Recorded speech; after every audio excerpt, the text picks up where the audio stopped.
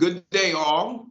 My name is Trey McGriff. I'm the founder and director of the Center Odyssey Film Festival, and I am so excited and so happy on this election day to be with an esteemed panel and a really great moderator to talk a little bit about how film can inspire, how can influence the greater good of society. With me here is Moses T. Alexander Green. He is the director of film and art at the Museum of Art in Raleigh, North Carolina. And I'm going to have Moses, you're going to introduce our guests, our esteemed guests, and we're just going to, have a great discussion. And by all means, take it away. Excellent. Well, one, thank you, Trey, for this opportunity. Our esteemed guests are, in no particular order, Lucina Fisher, who is the director of Mama Gloria. She is an award-winning writer, director, and producer. Her current film, Mama Gloria, is a feature documentary about a 74-year-old Black transgender activist named Gloria Allen, who came of age amidst, now get this, y'all, the Chicago drag balls. She transitioned before Stonewall and started a charm school for homeless trans youth. Her previous films also includes the critically acclaimed documentary Birthright, a War Story, which appeared in more than 70 theaters nationwide, qualified for an Oscar consideration, and is currently streaming on Amazon Prime. So let me give you that title again. It is Birthright, a War Story. Please go out, purchase, watch, all of those great things. And while I could go on and on, her work has appeared on Discovery Health, A&E, ESPN, National Geographic, ABC, and in syndication. She is a Sisters in Cinema documentary fellow and has also co-authored and is the ghostwriter of several books. Please welcome Lucina Fisher. Hi, I'm happy to be here. And now it is also my esteemed pleasure to introduce to you Molly Murphy. She uses, and I should have said both, she uses the pronouns she, her. She is the co-director of Working Films. And I love this biography. In her 19-year tenure, she has served in many different roles. She has planned and directed national media engagement campaigns, facilitated partnerships and coordinated coalitions centered on the use of documentaries to enhance communication, reach beyond the choir, and make an impact on the issues of our time. And given the times in which we're living, I can only imagine what that looks like. She has designed and led dozens of trainings for filmmakers, grassroots organizations, and NGOs focused on using film and online media to affect change. At Working Film, she is responsible for the overall organizational management, programmatic strategy, institutional partnerships, and fundraising. In her spare time, imagine that, she also serves on the board of Justice for My Sister, JFMS, a collective that trains women of color, non-binary youth, and foster youth with a culturally relevant and trauma-informed approach to tell stories through a gender equality and racial justice lens. Please welcome for me, Molly Murphy. Thank you so much. I'm really grateful to be participating today. And so I want to operationalize some of the terms that they may have heard. So Molly, I'm gonna start with you. Okay. Let's just talk about the importance of non-binary, what that means, what that is, so that so people can inform discussion and they can really get the most out of it. Let's talk about trans as well. Okay, if you can just give us a quick and dirty, since that's a part of your biography, and then I'll ask both you and Lucina questions. Yeah, absolutely. And I identify as she, her. I don't but am fully committed to identifying people in all the ways that they identify. And non-binary might mean that you don't necessarily fit within the boxes of gender and the way that society might want to define you. So being inclusive and open and even including gender pronouns when we introduce ourselves is a way to create really inclusive culture that recognizes that not everyone might identify in what are traditional gender norms. Excellent. All right. So now that everyone understands that, the first question I had is that the panel is called "Using Film for Social Good." My mind immediately went back to D.W. Griffith's Birth of a Nation, where film could have been seen. Now, we now know it as propaganda, but film could have been seen as, well, this is the social good. So as directors, what does social good look like in these days, in 2020? Like, how do we judge that? And how do you approach what you want that intention to be on the outside? Lucina, I'll start with you. Ooh, that's a doozy to start with. Well, I think social good, certainly in the context of my film, means really humanizing the transgender experience. I think what I've learned, not only as a filmmaker making this film, but as a mother of a daughter who identifies as transgender, is that most people don't really know a trans person or think they know a trans person. In fact, I think it's 80% of folks. And so a lot of what people are learning about the community comes from either media, opinions, often misinformation. And that's troubling because especially what we've seen over the last 4 years, yes, it is election day, is that trans people have been at the center of culture wars, and particularly in the state of North Carolina. I think even before this administration. So that's really troubling to me. And I think as a storyteller, I try to use what I do best to tell stories that help us understand somebody else's experience, and really reach to the heart rather than going through the head, to affect somebody, to make them feel empathy for somebody else's experience. And Gloria has a remarkable life and experience. And I think what I was most struck by is that she had love and support of her mother and her grandmother in the 1940s when she was born, long before the word transgender even existed.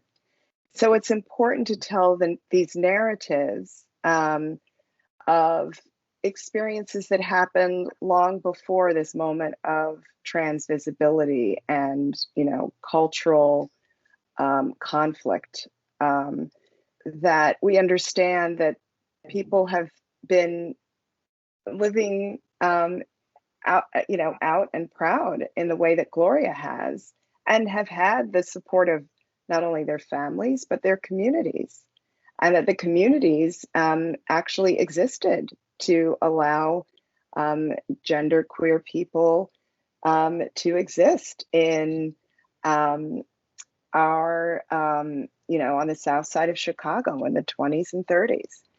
So, these are the things that I want people to learn and know. And I understand that that's how you can often drive social impact, is by first getting to know somebody else's experience. Thank you for that. Molly, how do you determine in these times social good, and how does that impact how you approach the projects? Mm-hmm. And then also the work that you do, which is the day-to-day hands-on meeting of persons? So at Working Films, we work between the worlds of social justice organizing and social issue documentary filmmaking. And we work to resource both of these important professions that overwhelmingly are not receiving the kind of support that they ought to. We seek to create audiences for filmmakers who are lifting up and elevating issues of social justice. And most importantly, our theory of change is rooted in building power among those who are impacted by social, economic, environmental, and racial injustice. We seek to resource organizations that are working for progress with the power of documentary filmmaking, because we know that, yes, it's informative, but it does hold this incredible power to actually transfer an understanding and experience and to motivate people to act. And, you know, films like Mama Gloria that actually show the work being done have actually, those kinds of films that show the work that lead to progress and the work through challenges have, like, scientifically, or, you know, audience research has shown those are the most motivating documentaries to get audiences to do something when the lights come up. And that's what we essentially are charged with. Our mission and what we deem as success is, are we connecting audiences to something that they can do that's meaningful and accessible to them when the lights come up, is what we've always said. But now in virtual land, I guess the lights might not go on and off. But that moment when you've seen something that's powerful and you're like, what can I do? Our job is to make sure that there is something to do, and, you know, in a way to really build organizing infrastructure and really change the narrative. So, you know, that can be really concrete. Like, we want to turn audiences out to a policy hearing.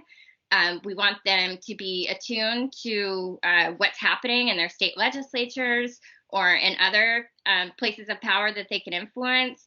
Or it can also be a shift in understanding. You know, we do an analysis of what are the harmful dominant narratives that need to end around, you know, around racism. What are the harmful narratives that need to end around immigration? How do we build an understanding that if a, you know, hurricane hits or something hits, that yes, that's a disaster, but the real disaster is an inequity that's exacerbated when something like that happens. So we really, you know, essentially have found nothing like the power of film to both share information and motivate people to act.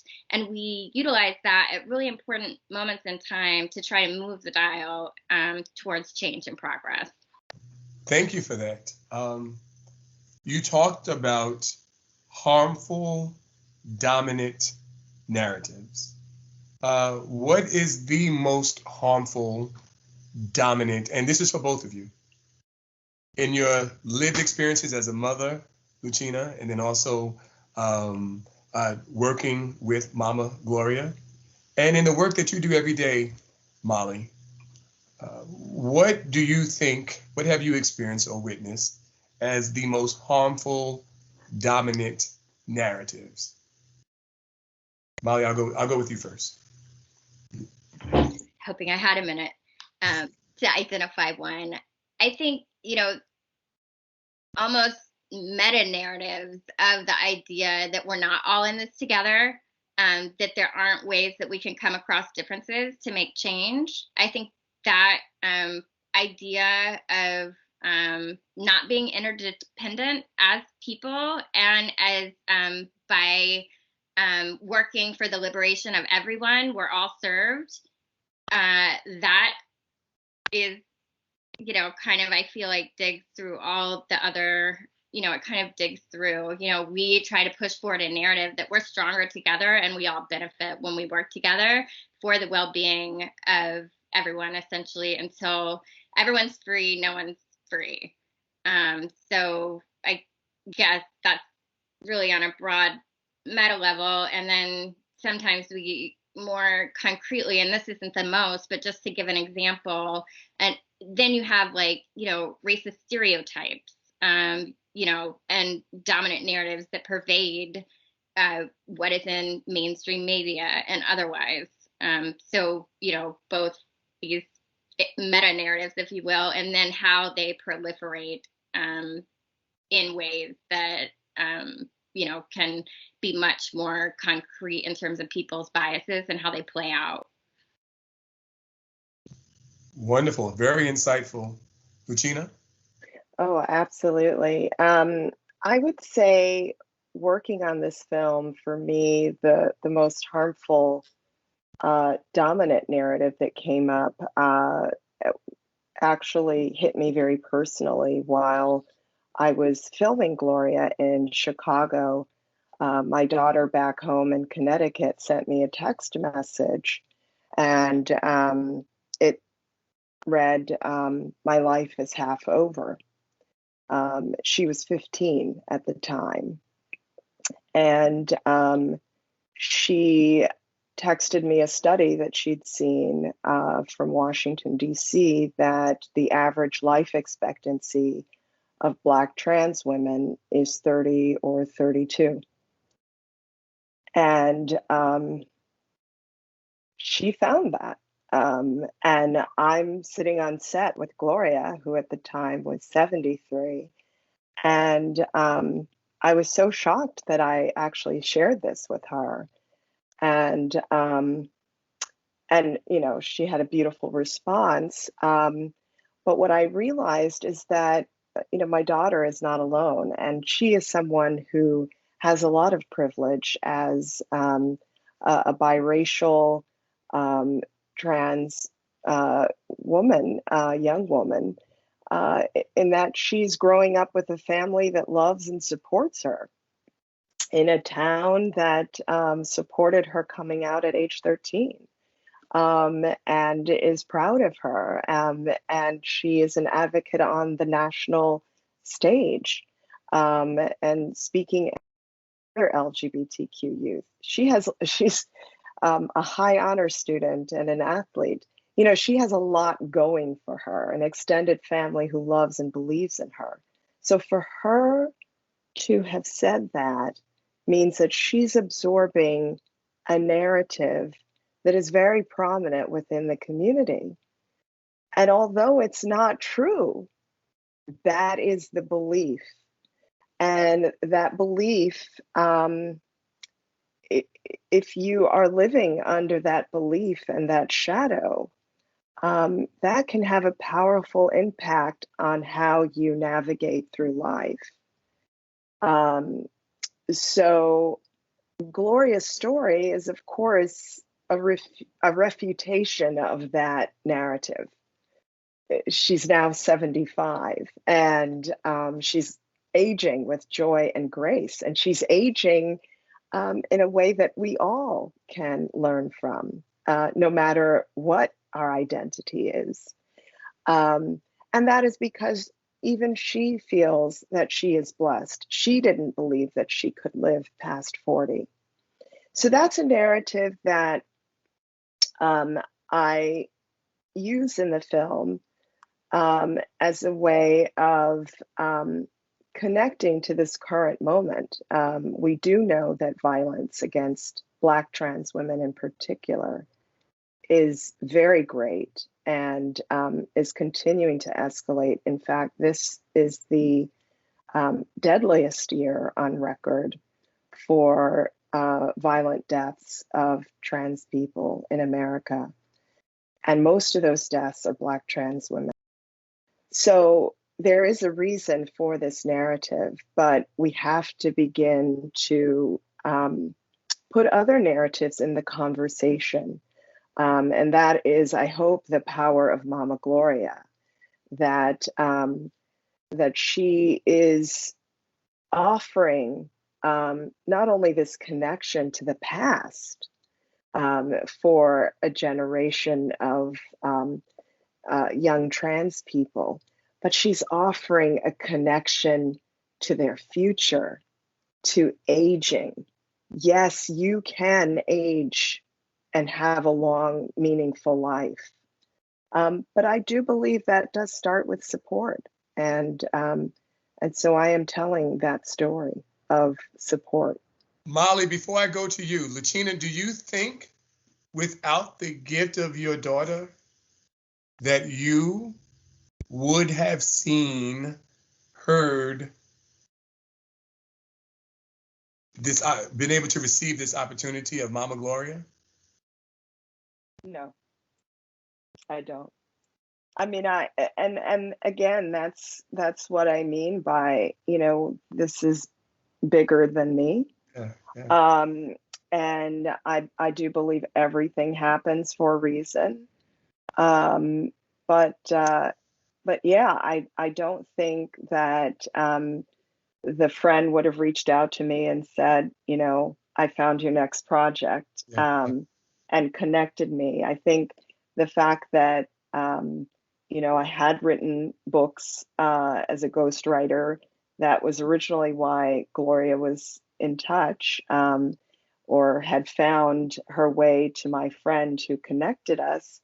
That was one aspect, my experience as a journalist and writer, but certainly being a mother of a trans daughter was a big part of that too. And I imagine that informed the sensitivities with you tell the story. Absolutely. And understanding that I am not trans myself, but I am the mother of a trans person, and that this for me is a story of a mother's love. And I knew that Gloria's relationship and connection with her mother was great and strong. Okay. So Molly, back to my question. How did this work touch you? How did you grow from it? What did it do in your life? Well, it's been a long time. I came into this really, if I had to root it somewhere, it's my experience moving to Wilmington, North Carolina. I grew up with a father who was in the military, and I have a million bad things to say about the military. But what I can say is our schools were integrated. I went to school with, other kids who were of different ethnicities, of different races, of different classes. And when I moved to Wilmington, and in particular went to the university here in Wilmington, the segregation is so extreme that you couldn't not notice the difference moving from Fayetteville, North Carolina to Wilmington, North Carolina. I knew that I wanted to do good work. I knew that I wanted to do work of service. And so I studied social work. In studying social work, I learned about, and we had a pretty wonderful, the first thing I did as a freshman was read Bell Hooks, which broke my mind. And I really, that was transformative, as a white young woman.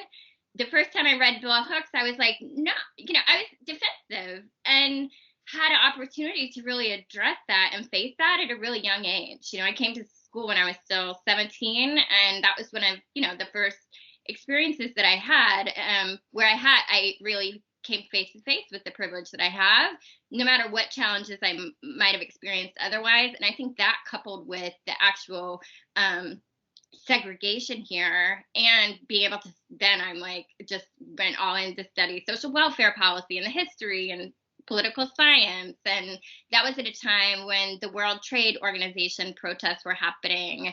And I learned about the global economy and the connections between privatization and prisons, and, the extension of slavery into what is now our prison system. And I, sometimes I felt like I just learned too much, and that I would talk to, trying to make connections was hard. And that's really how I fell into film. We had a young woman came and visited the university. We'd started an activist group, and we hosted, and she showed a film that explained so simply what the global economy was through this story of T-shirts. A woman travels to, and forgive me, I don't remember the name of the country, but everyone's wearing American T-shirts.